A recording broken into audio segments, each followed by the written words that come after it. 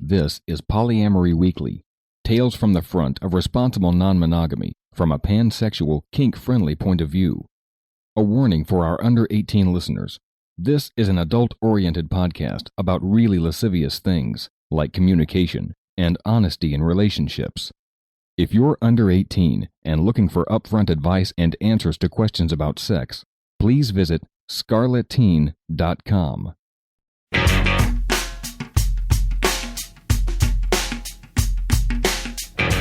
This is Polyamory Weekly, episode 489 for October 6, 2016. Coming up on today's show, The Other Woman and Poly. That's coming up on today's show.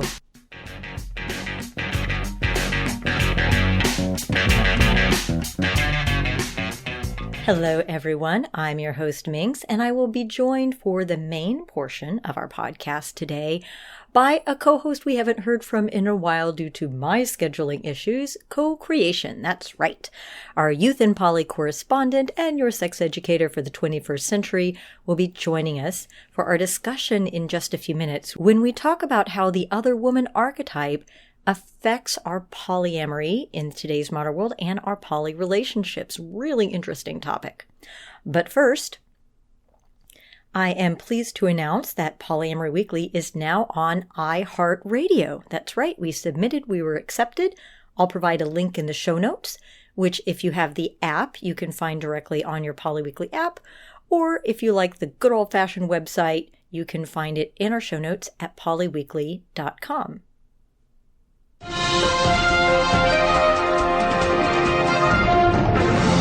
I am extremely happy to mention an article that was reported on in the middle of September when Lusty Guy and I were traipsing around Iceland and Amsterdam. But it's very valuable, so I wanted to make sure it got into the feed. It's called 5 Things White People Can Do to Make Their Poly Communities More Welcoming for People of Color. I am so pleased about this. It was originally written by Elizabeth Sheff, and it was covered by Alan in the Poly in the News blog. But I really like this, not only because I think that there is the perception that the poly community is primarily white, middle-class, heterosexual folks, and because that perception can scare away a lot of people who may think that they might not be welcome, but also because, frankly, a lot of times that's not just perception. A lot of times we aren't welcoming to people of color and we don't realize that. So this is a really great article she writes, including, and I'm just going to give you a spoiler, total article spoiler. I'm going to tell you what the 5 things are because I think it's important to say. The first is to please, for God's sake, set your defensiveness aside. It bugs me so much when somebody says Black Lives Matter and somebody comes up with, well, all lives matter. What do you mean? All lives matter. Oh my God, don't be defensive. It's not about you. Something is, cannot be about you. Please don't be defensive. Just sit and listen, which, by the way, is the second thing. Listen. Don't just keep your mouth shut, but actually listen to other people's experiences. And the third thing is educate yourself. Don't expect people of color to educate you about racism. That's a lot of extra work for them. And really, you're a grown-up. You can do this yourself. And please, number 4, acknowledge white privilege. Please acknowledge this out loud every time you have the opportunity. Not just when people of color are present, but with your family and your friends and your neighbors. Please make the acknowledgement of white privilege, which is not, by the way, a criticism of your position. It's simply acknowledging that in our society this does exist. Nothing about you personally, but please acknowledge that so that that acknowledgement of white privilege can become just as pervasive as racism. And then, number 5, learn to tolerate racial discomfort. In the United States and in most places in the world, racism and race in general is very difficult to discuss. It is uncomfortable. That's okay. Be at home with the discomfort. And if you do these 5 things, we will hopefully be more welcoming to people of color. This is a great article. I'll provide a link to that in the show notes at polyweekly.com. On a lighter note, this article came across my feed, not nearly as culturally significant, but I thought it was kind of fun. It's an article in Bustle saying that Capricorns are most likely to be polyamorous, survey says, plus more signs that may be into open relationships. Now, I personally don't put much faith in astrology at all. I say much because there's a little bit to it. I will say I've never met a Scorpio man that I was compatible with. Every time I find out a guy's a Scorpio, I'm like, yeah, fuck that. They're too jealous. They're too possessive. It just ends up being that way. And also, okay, so I am a Capricorn. So of course I had to click on the article. And I'll provide a link to that in the show notes. There's nothing scientific about this, but it's kind of fun. And finally, I thought this piece of news was very interesting. It's from just a few days ago, October 2nd. If you watch the TV show Shameless, which, by the way, I do not, apparently it's had a few poly plot developments, and they are going full on poly. Now the show, I added it to my Netflix queue because I haven't watched it, but I have some friends who really like it. And now that I've seen this description, I'm really curious about it. Because it is described as quietly one of the most boundary-pushing shows on premium cable, especially with sex and relationships. It says, the Gallaghers and their extended chosen family of friends are some of the queerest to ever exist. And let's see, Monica leaves Frank for a butch trucker, it says, and then later a pixie-haired woman she met while institutionalized. It sounds very interesting. And the article does point out that poly relationships still tend to be taboo on television. Very little credence given to the idea that three people could be actually happily involved romantically or sexually. But apparently, it's an interracial couple, Kevin and Veronica, I guess, which are abbreviated Kev and V, to those who know them well. And they are going to be they're partnered parents, and then they bring in Svetlana, a Russian prostitute, to live with them after V marries Svetlana so she can stay in the country. And they have 3 babies. So we've got interracial, we've got poly, we've got parenting. I mean, it looks really interesting. And this is all supposed to come up in season 7. So I'll provide a link to the article, and I don't know about you, but I'm going to start watching.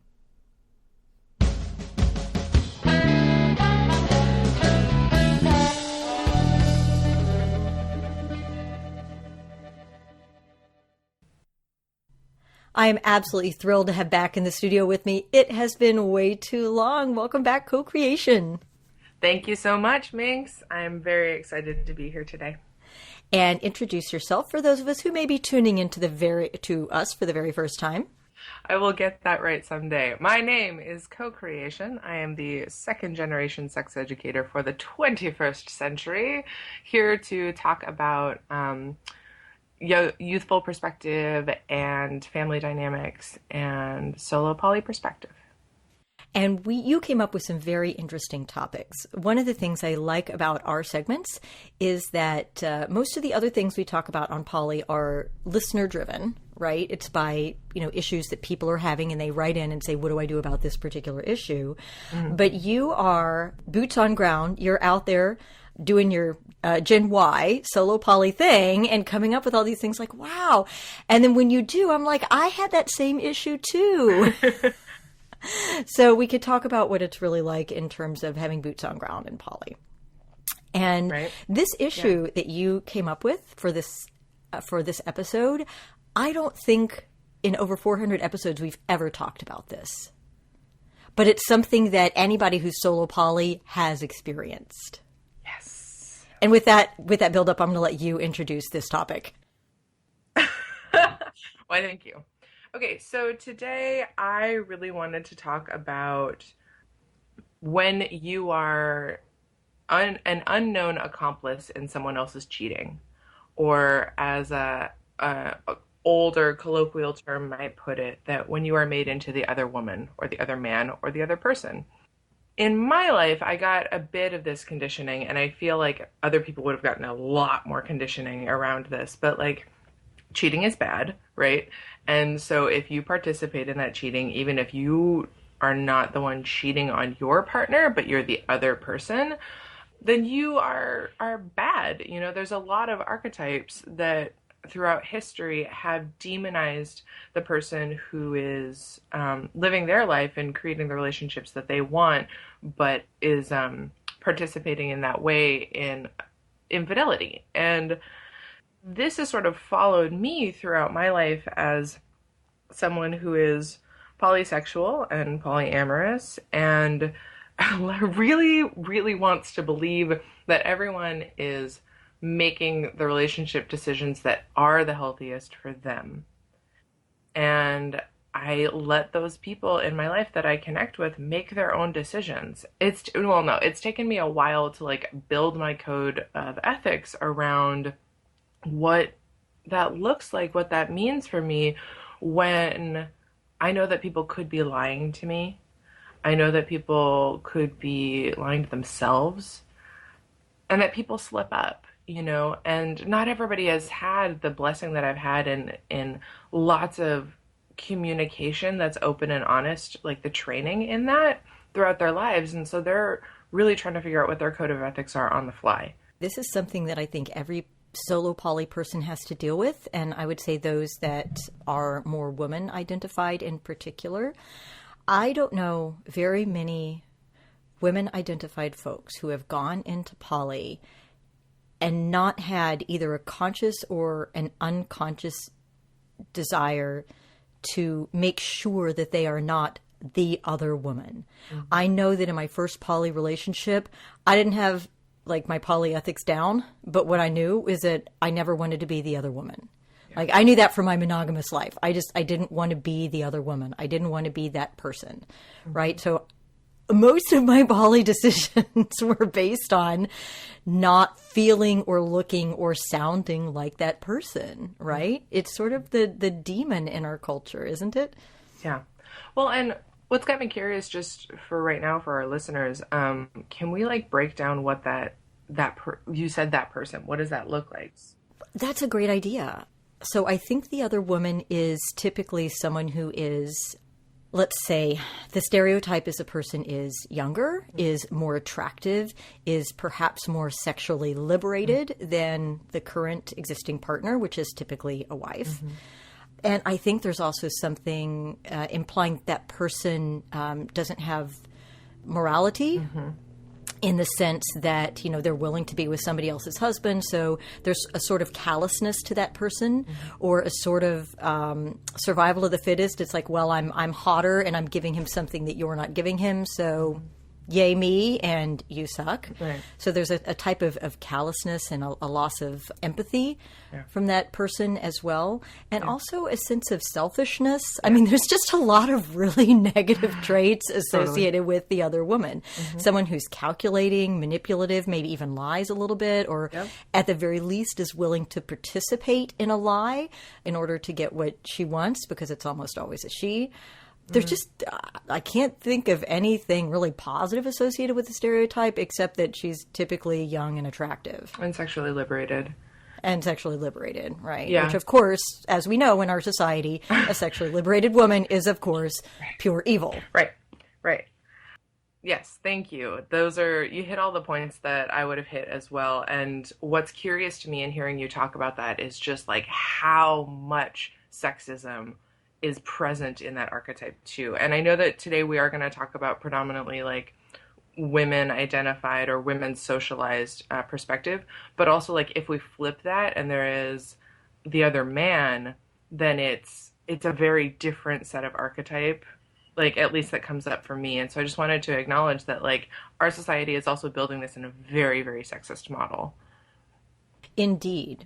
Mm-hmm. And I don't know if I'd be curious to know if any of the male solo polys or the male identified solo polys deal with this, of feeling like you are sort of the, you know, unethical hot thing on the side and you have to fight that stereotype all the time, or if it's primarily the women identified that have to deal with it.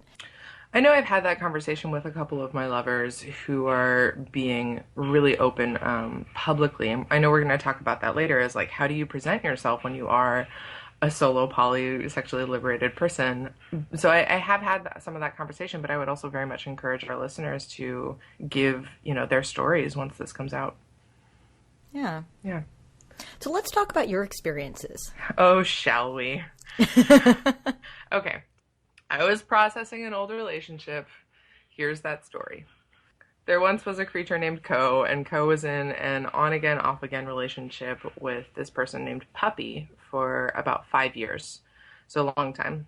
And during the last time that Ko and Puppy were on again, Puppy had been dating another woman named Arrow.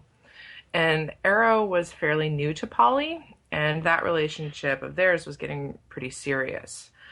And so as Ko and Puppy were getting closer again, Arrow actually encouraged friendship and sought out friendship with Ko because Arrow could tell that they were getting close again. And eventually, so like that was good. Eventually, Ko and Puppy start having sex again, and as far as Ko is aware, everything is great. And then at a certain point, when all three of us were going to be hanging out, Puppy asked me, Ko, not to give them any physical affection because Arrow had been nervous and intimidated by that affection and by Ko, and Ko agreed. So that dynamic goes on for almost a year. And Ko sticks to the boundaries about having no physical affection with this person that I'd been with for 4 or more years. Wow. And only in front of their partner. But they could have physical affection. And like, in my experience, having an understanding of that, like, people coming from monogamous culture have a hard time with specifically physical affection and sex, and they get caught up on that, then I can hold a lot of space for that. Mm-hmm. Until eventually it came out that Puppy hadn't told Arrow that he and Ko were dating seriously again. Arrow was under the impression that we were just super good friends, and we had formed that kind of relationship. Ah, so you were asked to participate in a lie, unbeknownst to you. Yes, I was. Yes. Yeah, for a significant amount of time. And like I felt for Arrow, you know, like that was not what I wanted for this person. And you know me, like I always want people to have the good poly experiences. And so I'm like, what the hell? Why am I the person that got caught up in this, you know? And it really hurt because I also knew that Puppy was having sex with other people as well. And so not only was like Puppy lying about our relationship, Puppy was lying about a lot to this person that Puppy was living with, you know, was like being fairly anchored with. And so when that news came out, Puppy ended up telling both Arrow about me and all the other partners and told me that I had been an accomplice to this cheating. And Arrow and I both broke up with Puppy and actually reached out to each other to connect and process. Mm-hmm. And that was really interesting because I like had to walk into a cafe and talk to this person, and I knew that I was carrying this archetype in her eyes, in Arrow's eyes, like I was carrying this archetype of the other woman as when I walked in, you know, and I was so disgusted at his behavior, at my behavior, at like this whole situation. But we connected, you know, like I really respected Arrow for having the capacity to reach out and talk about this. And like we did a little bit of like triangularization against Puppy, and we were both very hurt, but we were really trying to figure out what to do next. We both broke up with Puppy for a while. Then we both ended up getting back together with Puppy for a while. Oh, really? Yeah, that was a whole other thing. It's a whole other episode. And then Puppy and I eventually broke up, and those two are still together. And so it was an interesting like journey through how to navigate yourself out of that other woman archetype. And I still, in this moment, like, I really hope that they worked on their communication skills enough that they're happy with just each other for now, you know? So let's talk about this archetype and how to deal with it, because it really is, Sure. It's a fairly sexist archetype, Mm-hmm. right? And it's like there are two people cheating theoretically. There's the partner who is cheating on his or her partner, and then there is, quote unquote, the other woman, but somehow the other woman is the villain, and the one who is cheating on the partner is somehow I don't know, boys will be boys. It's just that there's definitely a lot more judgment placed on the other woman than on the other partner doing the cheating. And which is unfair, especially in the case, right, in your case, because you were completely unaware of the cheating. You were told that it was a consensual and aware relationship, except that there was discomfort with the physical touch, which you, being good poly person that you are, was like, okay, cool, all right, I can live with that.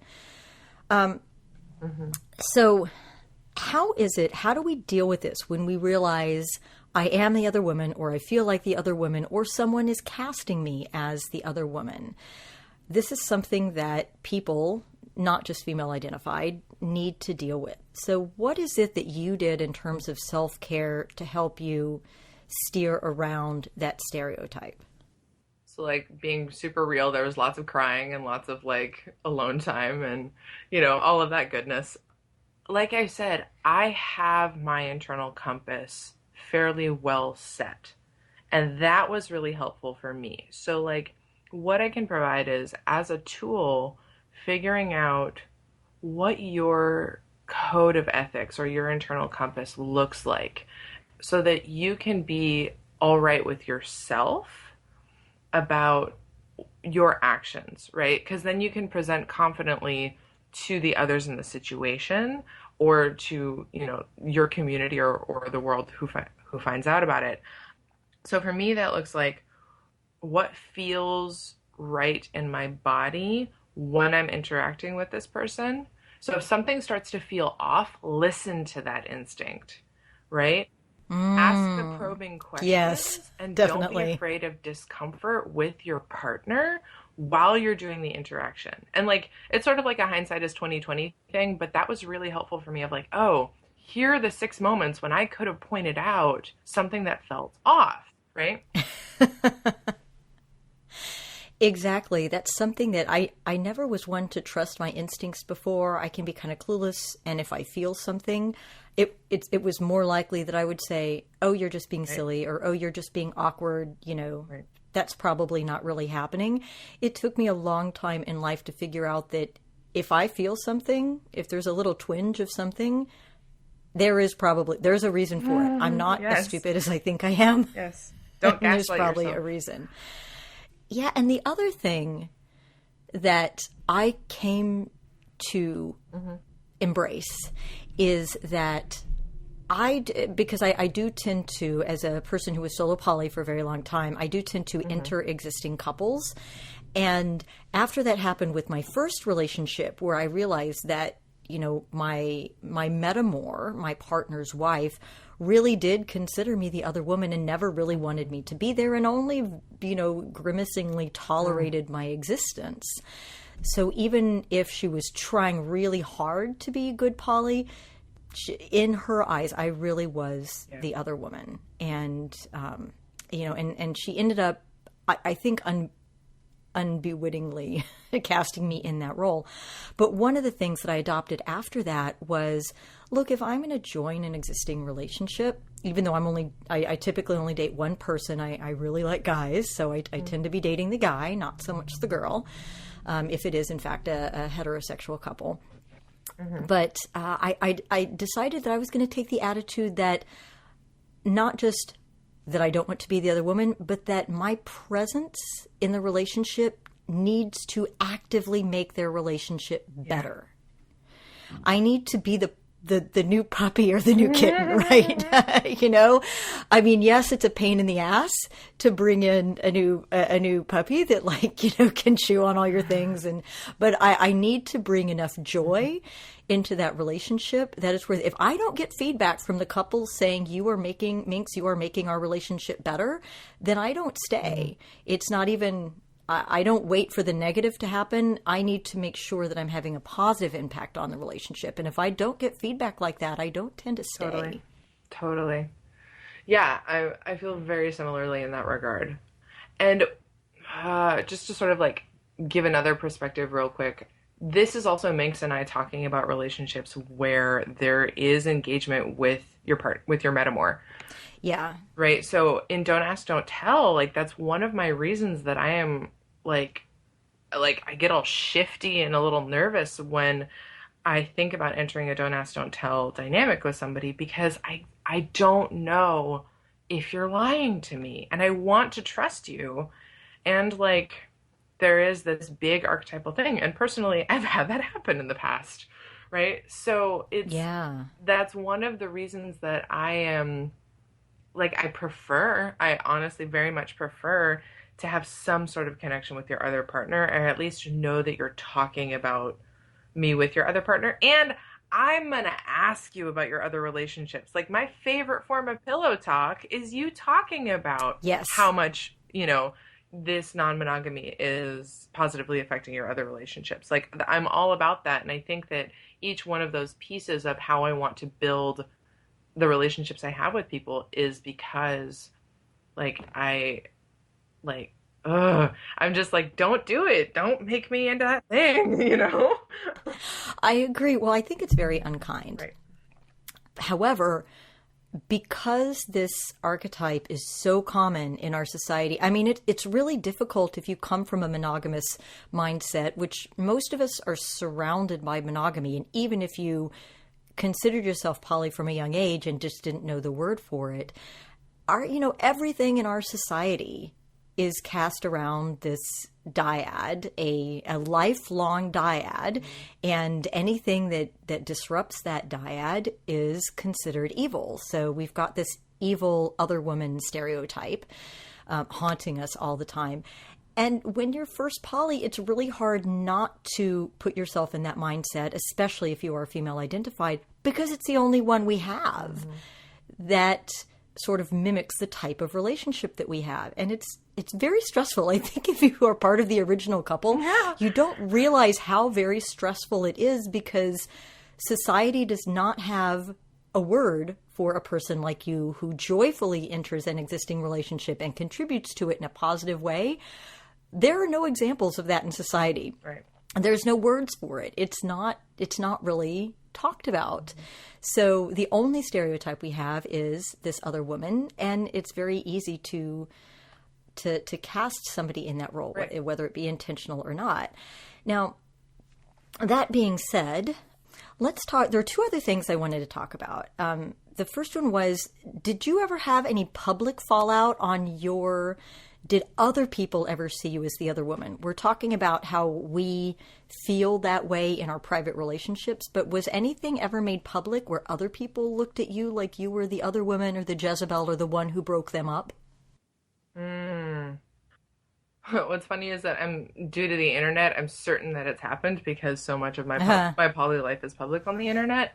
Yeah. And nothing is coming to mind. It's interesting. I know I've had that feeling. Me too. I don't have like a story I could give you, but I've definitely had that feeling. And it even can be like the accusatory, like when I talk about being a solo poly person, or when I talk about being polysexual, or when I like actively identify as an empowered slut, like it'll be the people who don't know me that well, right? Because it is the internet. Or in my community that are like, oh, so, and you hear like the judgmental tone coming out, and it's just that's their only association, right? So it's like, well, do you go after what would happen if your partner is married? What would happen if da da da? And one of my biggest, like, it's one of those moments where I look up and I'm like, okay, this is the light that someone is casting me in. Right. I need to sort of have my, there's a little bit of armor that comes up internally, and I like to have like quick responses to it, kind of like when we're talking about who do you love more in a poly relationship. Oh, like I think everybody has their quick response, right? So it's about your internal, your armoring against people who are actively trying to cast you in this light, like having compassion that they don't have other archetypes, right? But that you are creating the new archetype for a sexually empowered being, especially sexually empowered woman. Like you are doing that in these moments, and I keep that in mind. So for me, it's a lot like, I make sure that I know who who my partner's partners are. I make sure that I'm only engaging with people who can truly be open and honest with me. I ask for people's testing results. Like I ask to see them. It's integrity. Good for you. Thanks. I have integrity, and I know how to hold my own emotions. Right? You know what this is making me think that we need? What? All right, I need some graphic artists. Perk up your ears here.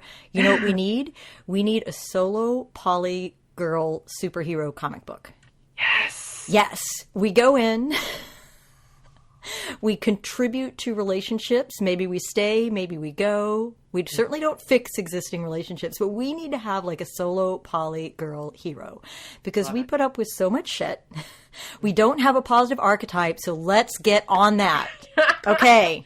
Yes. I charge you folks. Go. Makes has said it. There was one other thing that you and I talked about in our prep for the show that we haven't touched on yet, and I think this is very important to acknowledge. So I think there's a big fear when somebody is a member of a couple and they decide to open up their relationship into poly and, you know, they find one or more partners. I think there is always the fear that one of the new partners will, in true other woman fashion, take your partner away from you, whether that be just temporary attention and enthusiasm or physically, like, you know, actually ending the relationship legally and going off with the other person. I think that fear is always there, which of course, given our monogamous society, and that's kind of the biggest fear you have in a monogamous society. But something that I don't think we have ever acknowledged on the show, and I don't think anybody has ever talked about, is that if you are the solo poly person coming into an existing relationship, it is not unusual that you do actually think, what would it be like if it were just X and me, and the metamor wasn't around, right? To have a little fantasy of, you know, running off together. It's the same thing you do when you're monogamous and you meet somebody really great and you think, oh my gosh, you know, we could like run off to the Caribbean together and have this really great, wonderful life. And you don't think about, you know, her job or his job and yours, or maybe the kids or the other family ties and things like that. And I think it's very important to acknowledge that, yes, we do that. And no, it's not a big deal, because nobody ever says, yeah, you know, I actually do think what it would be like if it were just him and me. Now, in my case, at least with my current partner, Lusty Guy, every now and then I think, yeah, it would be really freeing if it were just him and me. And then I'm like, nope. Because his wife, Elle, I don't think I could handle Lusty Guy without Elle, basically. We say this all the time, that, you know, she really does a lot of things that I'm not like that. And I won't go into a lot of detail, but, you know, I don't think we'd be very good if it were just the two of us. It really takes the three of us to make this work the way it does. And the reason I say this is because I've never actually heard anyone acknowledge that sort of monogamous fantasy, which is usually just a passing thought. But I do think it's important to acknowledge that everybody does that. And if they say that they have never thought about it being just this one partner and them, whoever that one partner may be, they're probably lying. Everybody does it. Everybody always has a little fantasy about running off somewhere to do some like thing, right? But what's really fun is that because I allow myself that fantasy, then I very quickly come to the conclusion that no, we need Elle to make this work. That would not be happier. Right. For me, what it is it's giving me information on what kind of relationships I want to build in the future. Right. So like the reason that I have those daydreams is I'm like, oh, wow, I wonder what it would be like to have this person in my life every day, or like go on a 6-month adventure with this person. It's like, oh, what aspects about this person and I's dynamic do I really like, and what I like to look for in another relationship? Right. So it's giving me just like you, Minx, it's giving me information. And I think that like and if people do say, no, I've never thought about it, like you may have never thought about it consciously, right? It might be self-denial. It might be a subconscious thing, like in your dreams, and it's still okay. right? It Because is. as I just outlined, like it's what is giving you information for something new. You are not a bad person for having those thoughts. Well, I see it as fulfilling a function actually kind of similar to the exercises that we recommend for jealousy.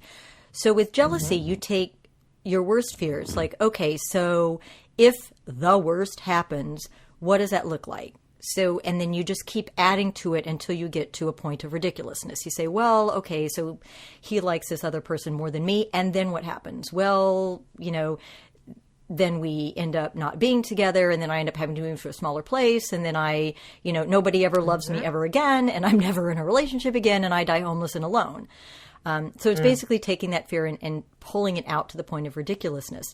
But I think there's value in doing that with a positive as well. And saying, okay, so what's my fantasy? Okay, so we go off and we're on a Caribbean island together, and then what? And then what? And then what? And if you actually take it to the very end, you kind of realize that's not something I actually want. Because now I'm sunburned all the time. There's mosquitoes all the time. I can't get my Netflix queue. And, I actually don't really want to be with just this one person. I would miss, my cat and my dog and my other partners. And, you kind of realize, just as you do when you take it, the negative or the jealousy aspect all the way to the end of the line, that you don't really want that. You just, on the one hand, you're thinking about a fear, and amplifying the fear makes you realize that fear.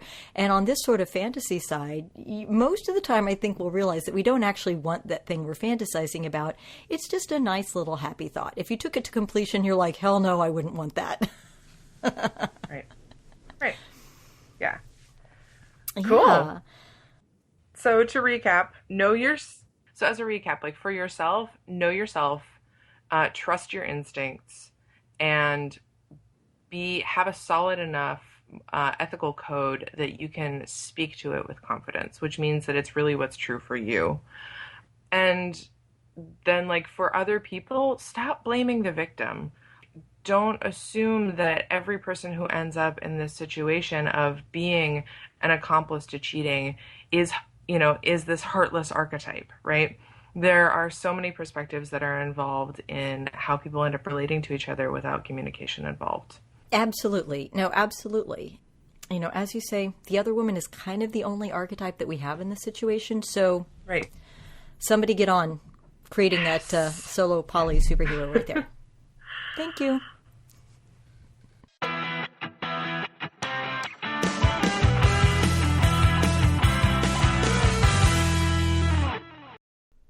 And in our feedback today is from S, who said, my big fear has not been about outing myself to my family. They just wanted to know we're all happy. And then came the lecture. S says, my father, academic that he is, just asked a lot of questions and said, or I see. Guess I'm lucky in that respect. He did say, I can see how that poly could make a lot of sense and cause a lot of drama. And also, you have a low threshold for drama. You know that about yourself, right? Then he babbled on about looking at poly through a Marxist lens and how he thinks it's going to become more common out of necessity as we revert to blah, blah, blah. Actually, it was pretty interesting, but I won't bore you with this. It was a discussion, no lecture, that went on for a good hour. Fascinating stuff, actually. Interesting insights. It's more work that I worried about. Then about 2 days ago, I finally asked myself, do I really care who knows about my lifestyle choices? Now, I work with a lot of 1% socially conservative types who might take exception to polyamory as an idea, let alone a reality. Then I realized that fuck it. If poly means a career change, I'll go back to school and finish off my degree. I'm okay with that. That questions about whether or not I care who knows led me to answer that being open, honest, and curious is far more important than worrying about what people think. So I continue the slow march out. As a person, I'm not one who wears my kink or poly flag on my sleeve, but if you look at my social media feed, it's there for anyone to add 1 + 1. People are free to ask me questions or make assumptions as they see fit, but I feel much better for being a little more open/honest about who I am. Well, thanks, S, for sharing that feedback. I actually just yesterday came out to a coworker, my boss, in fact, and because I kept talking about all these changes that we're making to Lusty Guy and Elle's house, we're doing all these design changes and actually been doing really cool stuff in the kitchen. Lusty Guy just finished tiling the backsplash. Okay, so all the Gen Y and Gen Z people are like, why is she so excited? And I'm hoping that the Gen X and baby boomers will be like, oh my God, tall backsplash, tell me all about it. But yeah, Lusty Guy finished this project that we've actually had the tile for about 2 or 3 months now, and it took us about 6 months to find tile that we could all agree on. Anyway, he finished it. It looks awesome. So proud of him. He did a really, really good job. So because my boss also does home renovations, we were talking about it, and I kept having to try and remember to say his house, not their house. And I slipped up and said some they, and she's like, oh, well, who all lives there? And I'm like, fuck it. Just like our writer S, I said, you know what? Fuck it. I said, it's him and his adult son and his wife. And she blinks at me, and I was like, it's just how I like to do my relationships. It's all on the up and up. It's called polyamory. That's actually, the podcast I talk about where I talk about relationships. Well, it's about that type of relationship in particular. And, she didn't really fully freak out, which I was impressed by. She was a little freaked out though.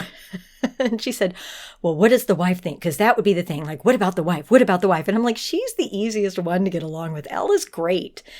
I mean, in terms of living together, I have a lot of concerns that I keep freaking out about, but it's still more than a year away.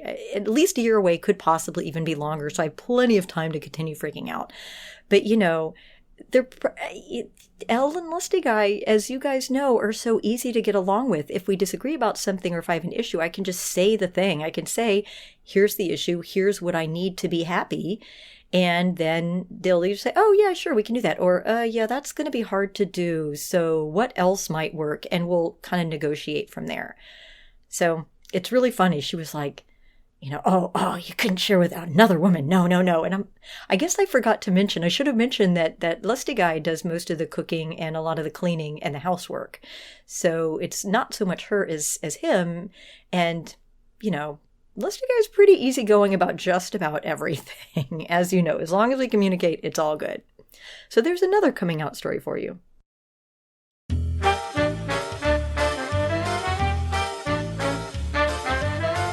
It's time for your Happy Poly Moment of the Week, brought to you by Fubbly polyamorists everywhere. This week's Happy Poly Moment is from a listener who wrote in, and I have to read this. This week's Happy Poly Moment is from a listener who wrote in to say, I love the podcast and think that not only do you and Lusty Guy give great advice, but your voice is sultry and adorable. Okay, this is the part I want to read. I picture you to look like a happy Elvira, even though you probably don't. Happy Elvira. I love it. Happy Elvira. That's me. So our listener continues. My girlfriend of 10 years and I found ourselves starting a triad with a longtime friend. Ignorant of polyamory, we started an adventure that friends and family strongly disapproved of. More than once we were told it would quickly end in tears, but almost a year later, we've moved countries to be with our boyfriend and have never been happier. He opened us up to a whole new world and way of thinking. We've settled into our new life so comfortably, and almost every aspect of our lives is better, including joining a vibrant polyamorous network in our new city where we're going to blossom. I'm so glad I gave poly a chance because it's given me a second chance in life. Now I want to know where you moved to and what country you moved to.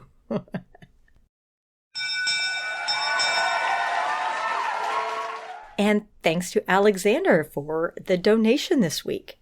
And a shout out to all our very generous Polyweekly playmates that reach into their wallets every single month to help keep us running.